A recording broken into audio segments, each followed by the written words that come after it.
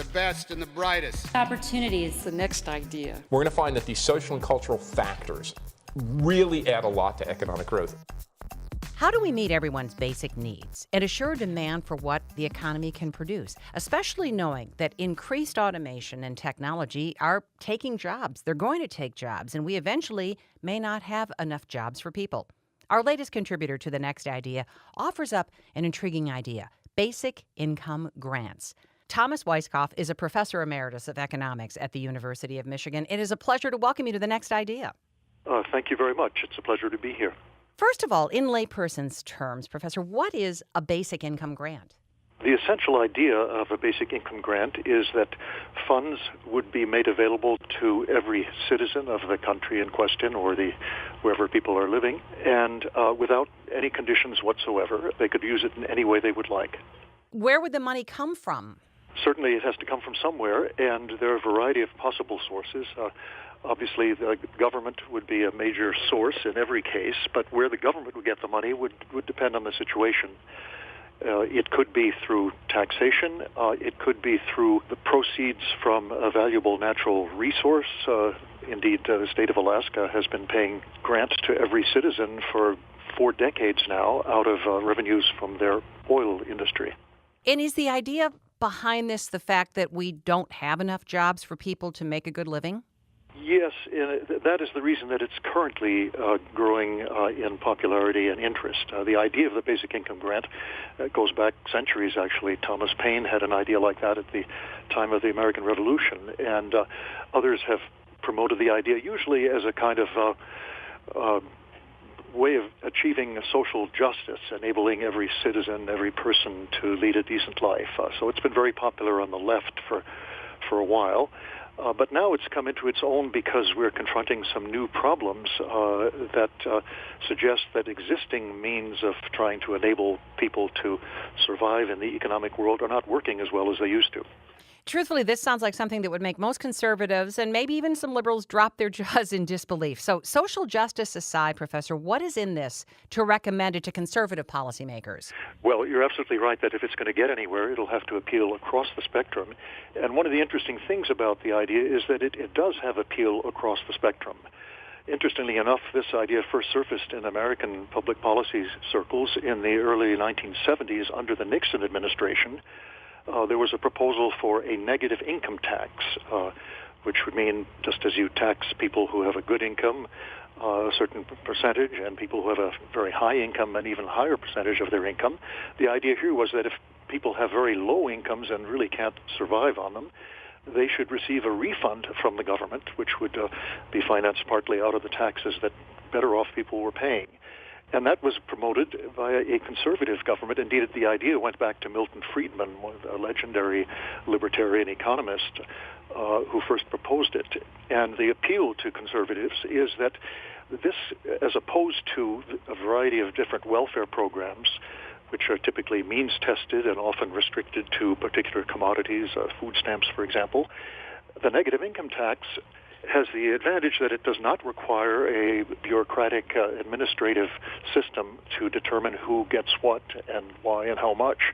And it does not stigmatize people as being or patronize people by telling them what sorts of goods and services they should consume. Instead, it leaves it up to the individual to decide what he or she should do. So from a conservative perspective, it has the advantage of stressing individual responsibility and of not stigmatizing or patronizing people, and finally of not having to establish a complicated administrative process which uses up a lot of resources before the people who really need the resources can receive them. And the tried and true kinds of government programs for low-income people that we are aware of now and that we are using quite often penalize people for working, right? Because if they make above a certain level, you lose the government help. So this would take care of that problem. You're exactly right, and that's another big appeal of the program, that it doesn't require that as you gain employment or as you gain income by one means or another, you give up some of the benefits that you have gotten because you were without those advantages. So, yeah, it's a system that rewards people for increasing their effort, whether it's in the workplace or to improve their lives in other ways, and does not penalize them as they get better off. How could something like this basic income grant have a positive effect on a city's or a state's or a country's economy?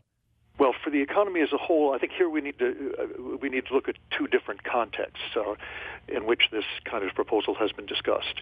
On the one hand, there's the kind of utopian notion, a very long-run concept that as the world changes, as economic conditions change, we're concerned that automation and other contemporary developments will eventually reduce the need for labor and for paying workers, and will create huge problems of unemployment and as well inadequate wages. And in that context, you really need to look for an alternative way to organize society such that everyone can have a chance at thriving. The other context is a much narrower one, and that is concern about the difficulties and problems with the way in which social welfare programs have been administered and operated in the contemporary scene. Two problems that have affected social benefits payments in the more affluent countries of the world.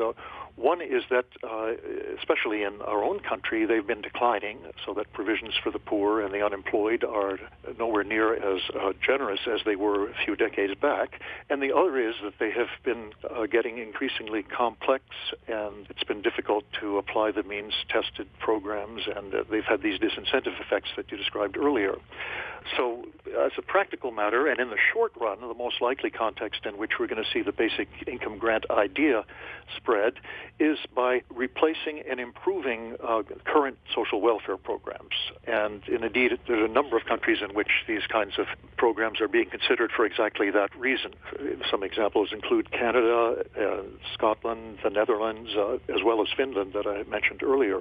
And so in that context, what's involved essentially is replacing existing welfare programs with an alternative program that is more in line with the basic income grant concept, in the sense that it provides cash and relies on the individual to decide for herself or himself how to spend that cash, rather than restricting benefits to particular commodities.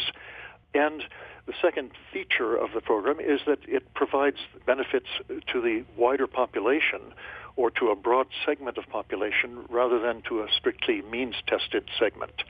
And that reduces administrative and bureaucratic problems. Could it actually work in Michigan? I think it could. There are a number. Michigan, like every other state, has a number of programs that provide social benefits to its citizens. They have been plagued by problems of administration and bureaucracy, and most welfare programs in Michigan are partly financed federally and to some extent by the state. The state could certainly find ways to save money and to improve the delivery of social welfare benefits by passing legislation that would replace some of the means-tested programs with alternatives based on an income grant. Another specific suggestion that's been made, and I think makes a lot of sense, is to replace the income tax deduction for children and instead provide a monthly check for every child. This would equalize the benefit across income classes. It would cut child poverty. And indeed, it would follow the example of many other affluent countries that provide benefits on a per-child basis. Finally, one of the advantages of this kind of program is that in order to maintain political support, it's necessary for a program to have a wide base. And one of the reasons that welfare benefits have been cut so much in recent decades is that they're seen as going only to a small segment of the population that is often not held in high regard by the rest of the population. And so programs like Social Security and Medicare, which have a very wide base of support, that's because they provide something for everybody. Whereas programs like aid for dependent children in the old days and welfare benefits nowadays as well, which go only to most of the poorest or only to the unemployed, are not seen as politically popular or necessary, and therefore are hard to maintain. So the idea of a basic income grant can be applied at the state and local level, just as it can be applied at the national level. There are ways to do it in the short run as well as in the very long run. And I guess that leads to wondering how something that is a very intriguing concept and a promising concept, how you get that up the mountain to actually become policy. Yes, absolutely. I mean, and this is always the dilemma with policies. You can recommend the most beautiful programs, but unless there is popular support, unless there are politicians who find that this is an issue that they can run on, it's not going to get anywhere. One very intriguing idea I wanted to mention is that, going back to the Alaska example, if we're talking about a grant to everybody in the state, let's say the state of Michigan, or everybody in the country, the question, of course, is where do you get the money to do that? It would certainly cost more than current welfare programs, benefit programs, and therefore you've got to find a new source of revenues.